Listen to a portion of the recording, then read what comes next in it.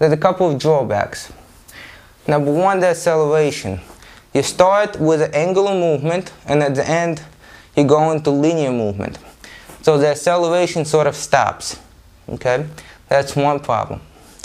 The second problem, at the end of the movement, you rely on the strength of your calf muscles to deliver the kick. Okay?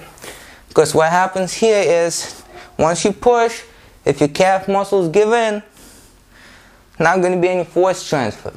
Everything depends on the strength of this ankle and how fixated this ankle is. If it moves, there's no force. However, for a snap front kick, the line of the kick is in line with the lower leg. Okay? If anything, the front of the shin is required more than the back of the shin to be strong to maintain this pressure. Okay? So that's the first problem.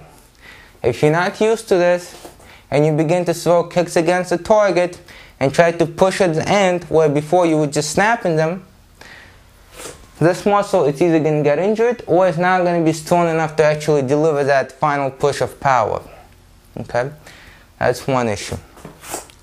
Now, if you have a close target and you're going to be pushing somebody away, the best thing to do is actually, I'm talking about if the target is close enough and it's stabilized. You can control the distance completely. The best thing would be to come a little bit closer and actually hit with a heel.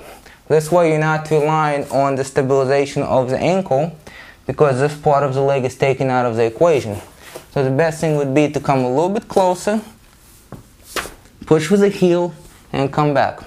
Small movement, but more power.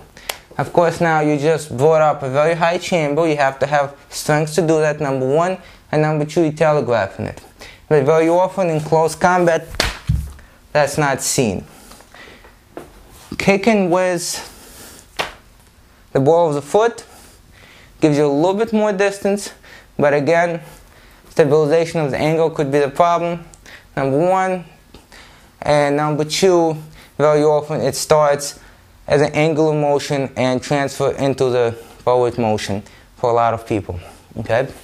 Now, the main problem here is with teaching this, a martial arts instructor will demonstrate a snap front kick, which is primarily movement of the knee.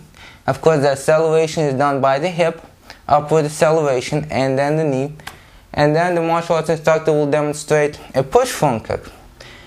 Now, once the student begins to hit the target, the student will quickly realize that unless he's kicking low, the snap front kick no longer really works, especially in combat.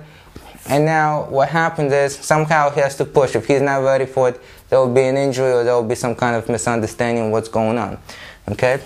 And very often people do that. People demonstrate snap front kick, push front kick, and then in real life what happens is they throw the acceleration here and push at the last moment.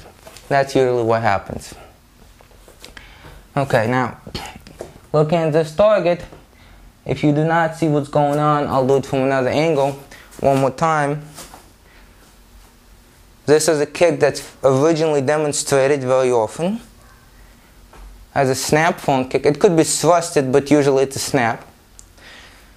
A push front kick or a jab front kick is demonstrated as well. But then in reality, to minimize the pressure on the hip flexor in actual combat and at the same time to gain the benefit of the push, it begins as a snap front kick, and instead of continuing up, it ends going forward. Okay, so that pretty much is the issue. From this, sometimes when I teach things like that, instructors draw a conclusion that it's best to teach the kick the way I just demonstrated, a hybrid front kick. Well, if you do that, you'll miss some important points. Number one, most people who teach a snap front kick at some point are going to teach snap roundhouse. Okay, if you're going to teach a snap roundhouse, you have to teach a snap front kick first. And snap front kick should be a true snap front kick, which actually ends in a full movement of the knee without any help from the hip. Okay, and that's going to transfer into a roundhouse, a snap roundhouse. So that has to be taught. A push front kick, it's also good to teach because it develops the balance, also develops the strength of the hip flexors, develops flexibility in the back of the leg, and when you hit a target, it develops the calf. Okay, so both of those kicks are important to teach.